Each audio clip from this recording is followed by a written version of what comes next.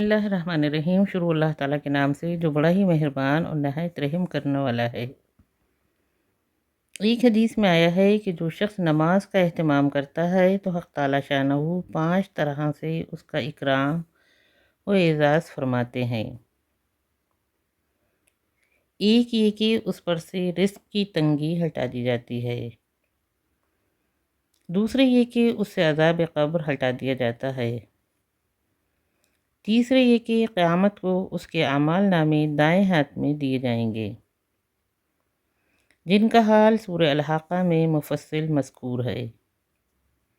کہ جن لوگوں کے نامہ اعمال دائیں ہاتھ میں دیے جائیں گے وہ نہایت خوش و خرم ہر شخص کو دکھاتے پھریں گے، اور چوتھے یہ کہ پل صراط پر بجلی کی طرح گزر جائیں گے، پانچویں یہ کہ حساب سے محفوظ رہیں گے، اور جو شخص نماز میں سستی کرتا ہے اس کو 15 طریقے سے عذاب ہوتا ہے، 5 طرح دنیا میں اور 3 طرح سے موت کے وقت اور 3 طرح قبر میں اور 3 طرح قبر سے نکلنے کے بعد۔ دنیا کے 5 تو یہ ہیں، اول یہ کہ اس کی زندگی میں برکت نہیں رہتی، دوسرے یہ کہ صلح کا نور اس کے چہرے سے ہٹا دیا جاتا ہے، تیسرے یہ کہ اس کے نیک کاموں کا اجر ہٹا دیا جاتا ہے، چوتھے اس کی دعائیں قبول نہیں ہوتی، پانچویں یہ کہ نیک بندوں کی دعاؤں میں اس کا استحقاق نہیں رہتا، اور موت کے وقت کے 3 عذاب یہ ہیں، اول ذلت سے مرتا ہے، دوسرے بھوکا مرتا ہے، تیسرے پیاس کی شدت میں موت آتی ہے، اگر سمندر بھی پی لے تو پیاس نہیں بجھتی۔ قبر کے 3 عذاب یہ ہیں، اول اس پر قبر اتنی تنگ ہو جاتی ہے کہ پسلیاں ایک دوسرے میں گھس جاتی ہیں، دوسرے قبر میں آگ جلا دی جاتی ہے، تیسرے قبر میں ایک سانپ اس پر ایسی شکل کا مسلط ہوتا ہے جس کی آنکھیں آگ کی ہوتی ہیں اور ناخن لوہے کی، اتنے لمبے کہ ایک دن پورا چل کر ان کے ختم تک پہنچا جائے، اس کی آواز بجلی کی کڑک کی طرح ہوتی ہے، وہ یہ کہتا ہے کہ مجھے میرے رب نے تجھ پر مسلط کیا ہے کہ تجھے صبح کی نماز ضائع کرنے کی وجہ سے آفتاب کے نکلنے تک مارے جاؤں، اور ظہر کی نماز ضائع کرنے کی وجہ سے عصر تک مارے جاؤں، اور پھر عصر کی نماز ضائع کرنے کی وجہ سے عشاء تک، اور عشاء کی نماز کی وجہ سے صبح تک مارے جاؤں۔ جب وہ ایک دفعہ اس کو مارتا ہے تو اس کی وجہ سے وہ مردہ 70 ہاتھ زمین میں دھس جاتا ہے، اسی طرح قیامت تک اس کو عذاب ہوتا رہے گا، اور قبر سے نکلنے کے بعد 3 عذاب یہ ہیں، ایک حساب سختی سے کیا جائے گا، دوسرے حق تعالی شانہ کا اس پر غصہ ہوگا،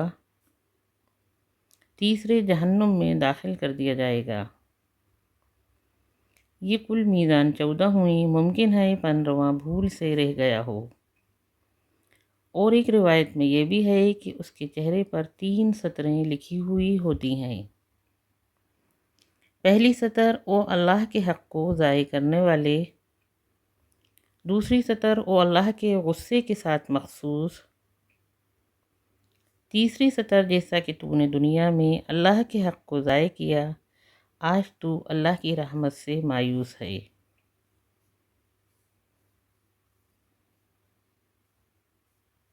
پہلی روایت میں بے نمازی کا اسلام سے نکل جانا بھی مذکور ہے، تو پھر جس قدر عذاب ہو تھوڑا ہے، البتہ یہ ضرور ہے کہ یہ جو کچھ مذکور ہے آئندہ آ رہا ہے وہ سب اس فعل کی سزا ہے، اس کے مستحق سزا ہونے کے بعد، اور اس دفعہ کی فرد جرم کے ساتھ ہی ارشاد خداوندی ہے، ان اللہ لا یغفر ان یشرک بہ ویغفر ما دون ذلک لمن یشاء، کہ اللہ تعالیٰ شرک کی تو معافی نہیں فرمائیں گے، اس کے علاوہ جس گناہ کو دل چاہے معاف فرما دیں گے۔ اس آیت شریفہ اور اس جیسی آیت اور احادیث کی بنا پر اگر معاف فرما دیں تو زہ قسمت۔ احادیث میں آیا ہے کہ قیامت میں 3 عدالتیں ہیں، ایک کفر و اسلام کی، اس میں بالکل بخشش نہیں، دوسری حقوق العباد کی کہ اس میں حق والے کا حق ضرور دلایا جائے گا، چاہے اس سے لیا جائے جس کے ذمے ہے یا اس کو معاف فرمانے کی مرضی ہو تو اپنے پاس سے دیا جائے گا۔ تیسری عدالت اللہ تعالیٰ کے اپنے حقوق کی ہے، اس میں بخشش کے دروازے کھول دیے جائیں گے۔ اس بنا پر یہ سمجھنا ضروری ہے کہ اپنے افعال کی سزائیں تو یہی ہیں جو احادیث میں وارد ہوئیں، ان کے علاوہ اور بھی بعض قسم کے عذاب اور ثواب احادیث میں آئے ہیں۔ بخاری شریف کی ایک حدیث میں ہے کہ حضور اقدس صلی اللہ علیہ وسلم کا معمول تھا کہ صبح کی نماز کے بعد صحابہ رضی اللہ عنہ سے دریافت فرماتے، کسی نے کوئی خواب دیکھا ہے؟ اگر کوئی دیکھتا تو بیان کر دیتا۔ حضور صلی اللہ علیہ وسلم اس کی تعبیر ارشاد فرما دیتے۔ ایک مرتبہ حضور صلی اللہ علیہ وسلم نے حسب معمول دریافت فرمایا،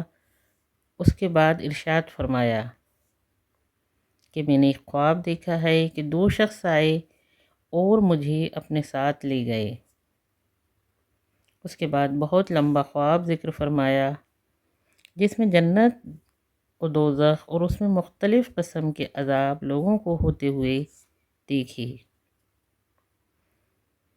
من جملہ ان کے ایک شخص کو دیکھا کہ اس کا سر پتھر سے کچلا جا رہا ہے اور اس زور سے پتھر مارا جاتا ہے کہ وہ پتھر لڑکتا ہوا دور جا پڑتا ہے، پھر اس کو اٹھایا جاتا ہے، وہ سر پھر ویسا ہی ہو جاتا ہے، تو دوبارہ اس کو زور سے مارا جاتا ہے، اسی طرح اس کے ساتھ برتاؤ کیا جا رہا ہے۔ حضور صلی اللہ علیہ وسلم نے اپنے دونوں ساتھیوں سے جب دریافت فرمایا یہ کون شخص ہے تو انہوں نے بتایا کہ اس شخص نے قرآن شریف پڑھا تھا اور اس کو چھوڑ دیا تھا اور فرض نماز چھوڑ کر سو جاتا تھا۔ ایک دوسری حدیث میں اسی قسم کا ایک اور قصہ ہے جس میں ہے کہ حضور صلی اللہ علیہ وسلم نے ایک جماعت کے ساتھ یہ برتاؤ دیکھا تو حضرت جبرائیل سے دریافت کیا، انہوں نے فرمایا کہ یہ وہ لوگ ہیں جو نماز میں سستی کرتے تھے۔ مجاہد رحمۃ اللہ کہتے ہیں کہ جو لوگ نماز کے اوقات معلوم کرنے کا اہتمام رکھتے ہیں ان میں ایسی برکت ہوتی ہے جیسی حضرت ابراہیم اور ان کی اولاد میں ہوئی۔ در منصور میں حضرت انس حضور صلی اللہ علیہ وسلم سے نقل کرتے ہیں، جو شخص دنیا سے ایسے حال میں رخصت ہو کہ اخلاص کے ساتھ ایمان رکھتا ہو، اس کی عبادت کرتا ہو، نماز پڑھتا ہو، زکوٰۃ ادا کرتا ہو، تو ایسی حالت میں دنیا سے رخصت ہوگا کہ حق تعالی شانہ اس سے راضی ہوں گے۔ حضرت انس حضور صلی اللہ علیہ وسلم سے حق تعالی کا یہ ارشاد نقل کرتے ہیں، میں کسی جگہ عذاب بھیجنے کا ارادہ کرتا ہوں مگر وہاں ایسے لوگوں کو دیکھتا ہوں جو مسجدوں کو آباد کرتے ہیں، اللہ کے واسطے آپس میں محبت رکھتے ہیں، آخر راتوں میں استغفار کرتے ہیں، تو عذاب کو موقوف کر دیتا ہوں۔ حضرت ابو درداء نے حضرت سلمان کو ایک خط لکھا جس میں یہ لکھا کہ مسجد میں اکثر اوقات گزارا کرو۔ میں نے حضور صلی اللہ علیہ وسلم سے سنا ہے کہ مسجد متقی کا گھر ہے، اور اللہ جل شانہ نے اس بات کا عہد فرما لیا ہے کہ جو شخص مسجد میں اکثر رہتا ہے اس پر رحمت کروں گا، اس کو راحت دوں گا اور قیامت میں پل صراط کا راستہ آسان کر دوں گا اور اپنی رضا نصیب کروں گا۔ حضرت عبداللہ بن مسعود حضور صلی اللہ علیہ وسلم سے نقل کرتے ہیں کہ مسجدیں اللہ کے گھر ہیں اور گھر آنے والے کا اکرام ہوتا ہی ہے، اس لیے ان پر ان کا اکرام ضروری ہے جو مسجدوں میں حاضر ہونے والے ہیں۔ ابو سعید خدری حضور صلی اللہ علیہ وسلم سے نقل کرتے ہیں جو شخص مسجد سے الفت رکھے حق تعالی شانہ اس سے الفت رکھتے ہیں۔ حضرت ابو ہریرہ رضی اللہ عنہ حضور صلی اللہ علیہ وسلم سے نقل کرتے ہیں کہ جب مردہ قبر میں رکھ دیا جاتا ہے تو جو لوگ قبر تک ساتھ گئے تھے وہ ابھی تک واپس بھی نہیں ہوتے کہ فرشتے اس کے امتحان کے لیے آتے ہیں۔ اس وقت اگر وہ مومن ہے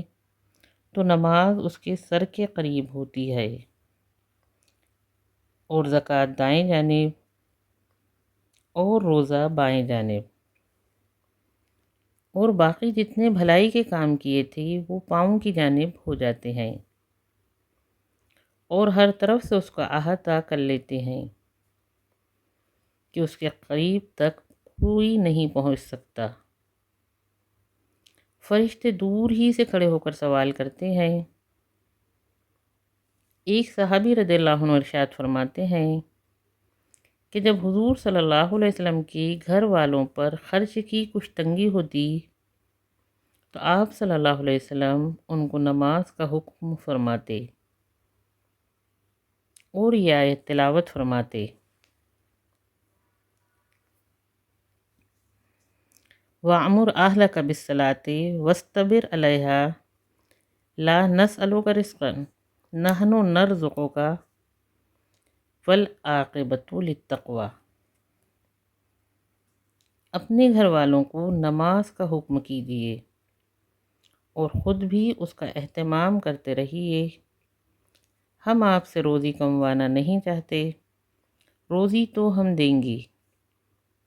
اور بہترین انجام تو پرہیزگاری ہی کا ہے۔ حضرت اسماء رضی اللہ عنہ کہتی ہیں میں نے حضور صلی اللہ علیہ وسلم سے سنا، قیامت کے دن سارے آدمی ایک جگہ جمع ہوں گے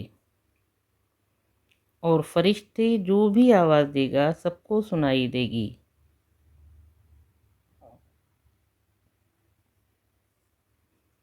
اس وقت اعلان ہوگا کہاں ہیں وہ لوگ جو راحت اور تکلیف میں ہر حال میں اللہ کی حمد کرتے تھے۔ یہ سن کر ایک جماعت اٹھے گی اور بغیر حساب کتاب کی جنت میں داخل ہو جائے گی۔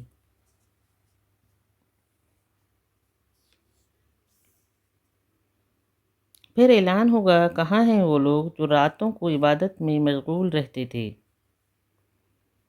اور ان کے پہلو بستروں سے دور رہتے تھے۔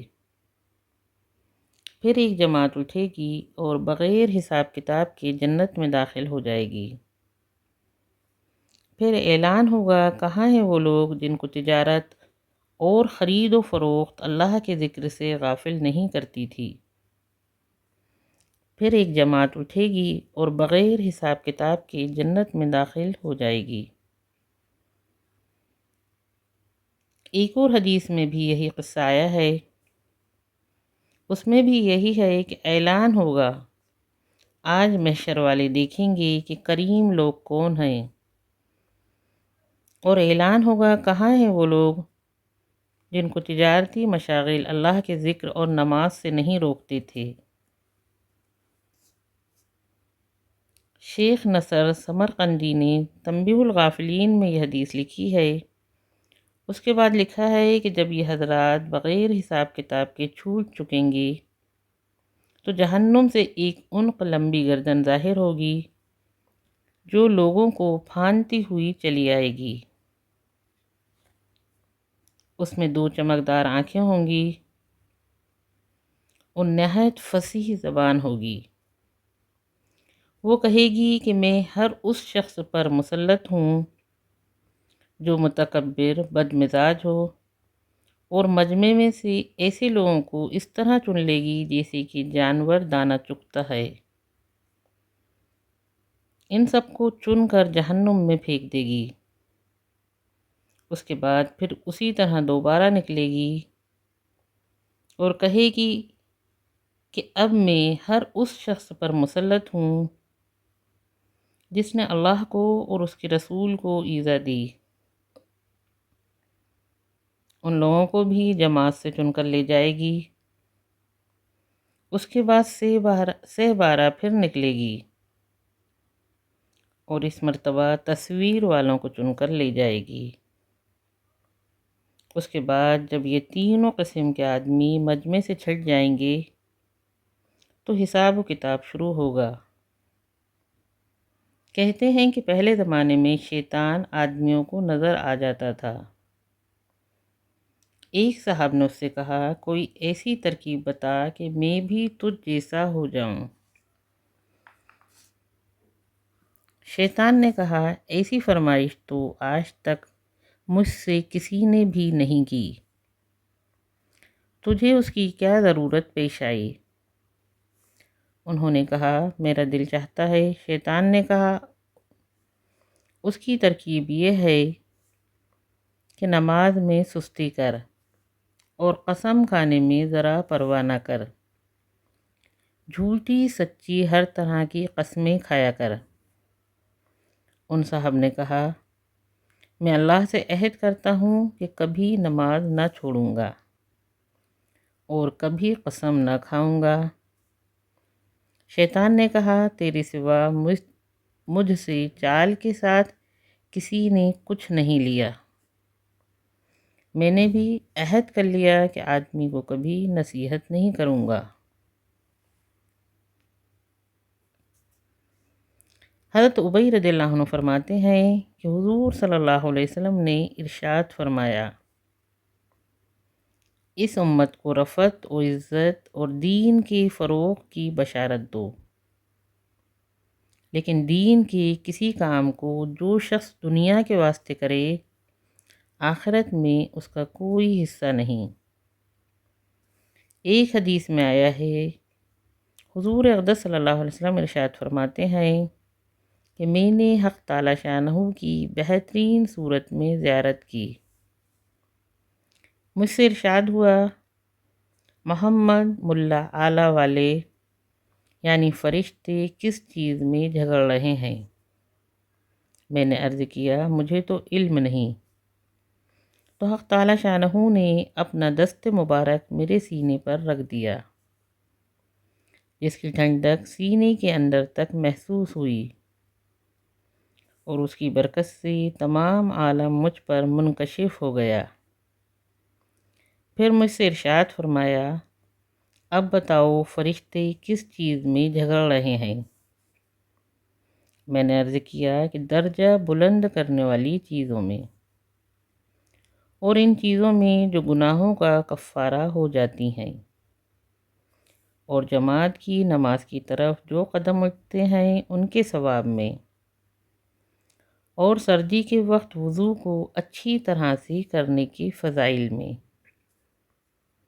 اور ایک نماز کے بعد دوسری نماز تک انتظار میں بیٹھے رہنے کی فضیلت میں۔ جو شخص ان کا اہتمام کرے گا بہترین حالت میں زندگی گزارے گا اور بہترین حالت میں مرے گا۔ متعدد احادیث میں آیا ہے کہ حق تعالی شانہ ارشاد فرماتے ہیں، اے ابن آدم، تو دن کے شروع میں میرے لیے 4 رکعت پڑھ لیا کر، میں تمام دن کی تیرے کام بنا دیا کروں گا۔ تنبیہ الغافلین میں ایک حدیث لکھی ہے کہ نماز اللہ کی رضا کا سبب ہے، فرشتوں کی محبوب چیز ہے، انبیاء کی سنت ہے، اس سے معرفت کا نور پیدا ہوتا ہے، دعا قبول ہوتی ہے، رزق میں برکت ہوتی ہے۔ یہ ایمان کی جڑ ہے، بدن کی راحت ہے، دشمن کے لیے ہتھیار ہے، نمازی کے لیے سفارشی ہے، قبر میں چراغ ہے اور اس کی وحشت میں دل بہلانے والی ہے، منکر نکیر کے سوال کا جواب ہے اور قیامت کی دھوپ میں سایہ ہے،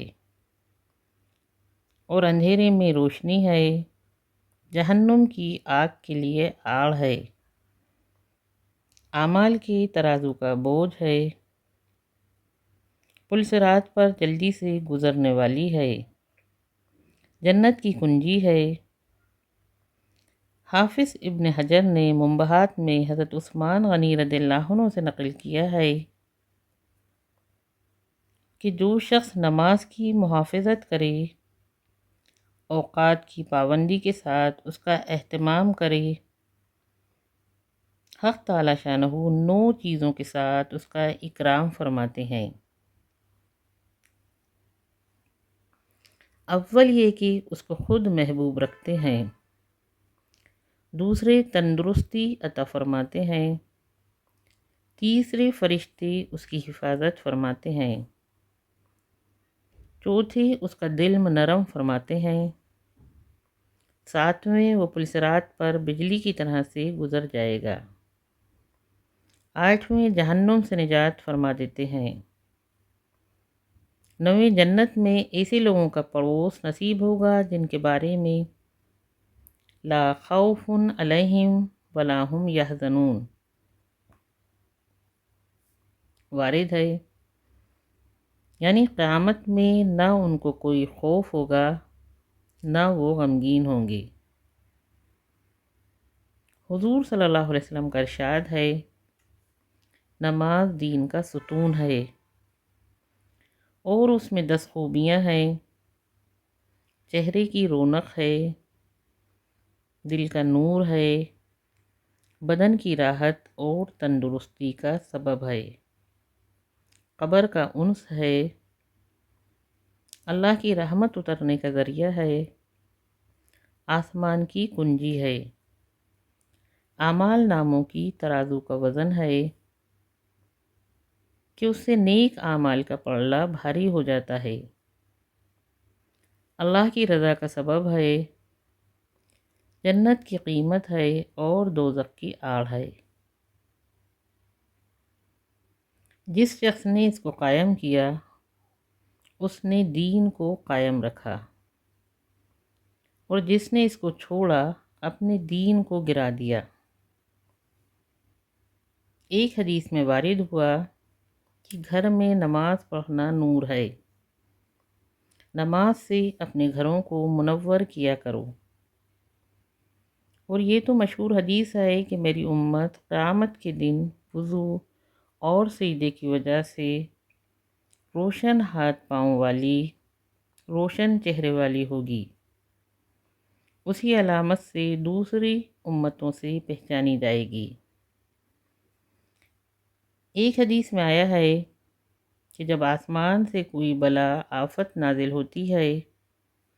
تو مسجد کی آباد کرنے والوں سے ہٹا لی جاتی ہے۔ متعدد احادیث میں آیا ہے کہ اللہ تعالیٰ نے جہنم پر حرام کر دیا ہے کہ سجدے کے نشان کو جلائے، یعنی اگر اپنے اعمال بد کی وجہ سے وہ جہنم میں داخل بھی ہوگا تو سجدے کا نشان جس جگہ ہوگا اس پر آگ کا اثر نہ ہو سکے گا۔ ایک حدیث میں ہے، نماز شیطان کا منہ کالا کرتی ہے اور صدقہ اس کی کمر توڑ دیتا ہے۔ دوسری جگہ اس کے متعلق ایک قصہ نقل کیا ہے کہ حضرت ابو ہریرہ رضی اللہ عنہ ایک مرتبہ پیٹ کی بل لیٹے ہوئے تھے، حضور صلی اللہ علیہ وسلم نے دریافت فرمایا، کیا پیٹ میں درد ہے؟